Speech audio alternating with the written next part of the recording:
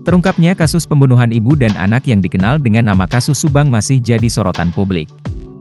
Halayak dibuat terkejut usai 1 minggu lalu penyidik Polda Jabar menetapkan 5 tersangka dalam kasus pembunuhan Tuti dan Amalia. Mereka adalah Yosef suami sekaligus ayah korban, Danu sepupu sekaligus keponakan korban, Mimin istri muda Yosef, serta Arigi dan Abi anak Mimin. Sebelum ada 5 tersangka kasus kematian Tuti dan Amalia itu sempat buntu selama 2 tahun.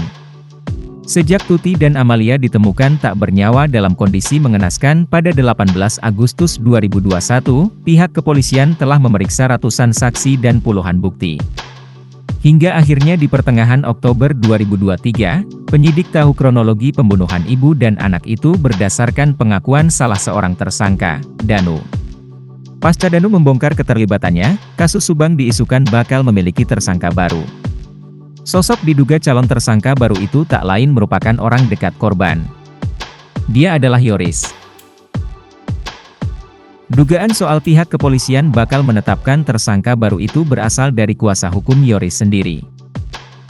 Dalam tayangan YouTube Diskursus.net, pengacara Yoris Leni Anggraeni mengurai analisanya terkait kasus Subang. Diakui Leni, ia sempat mengira bahwa kliennya akan dijadikan tersangka. Ini hanya gambaran, kita bisa salah bisa benar, mungkin ada skenario yang dibuat seolah-olah ini, Yoris, akan jadi tersangka. Ini tuh emang ngarahnya, Yoris, dijadikan tersangka, ungkap Leni Anggraeni dilansir tribunnews.bogor.com pada Sabtu, 28 Oktober 2023. Tak cuma analisa, Leni juga menduga Yoris bakal jadi tersangka usai dipanggil pihak kepolisian. Kabarnya penyidik telah mempunyai bukti keterlibatan Yoris dalam kasus Subang. Bahkan pihak kepolisian manggil saya, dia bilang, "Teh, jangan terlalu percaya sama klien Teteh. Kami mengantongi bukti-bukti bahwa klien Teteh terlibat dalam pembunuhan." Kata saya, "Ah masa? Saya akan membantu kalau betul. Saya akan cari tahu," pungkas Leni.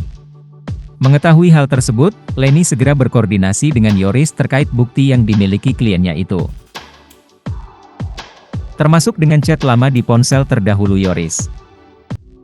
Akhirnya saya ambil handphone, Yoris, kita serahkan semuanya ke penyidik. HP lama jangan dihilangin ya Yoris, soalnya di situ ada bukti yang kita kasih ke pihak berwajib.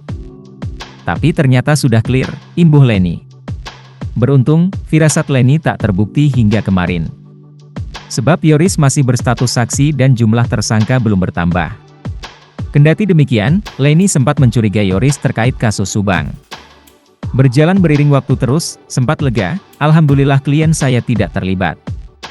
Kita juga penasaran, sempat curiga juga sama Yoris, saya cari motifnya, ini ada enggak alasannya untuk membunuh ibu sama adiknya, saya sempat ngomong, akui Leni. Meskipun penyidik telah menetapkan 5 tersangka, Leni dan kliennya enggan berburuk sangka kepada para pelaku. Leni pun tak menutup kemungkinan jika polisi akan menetapkan tersangka baru.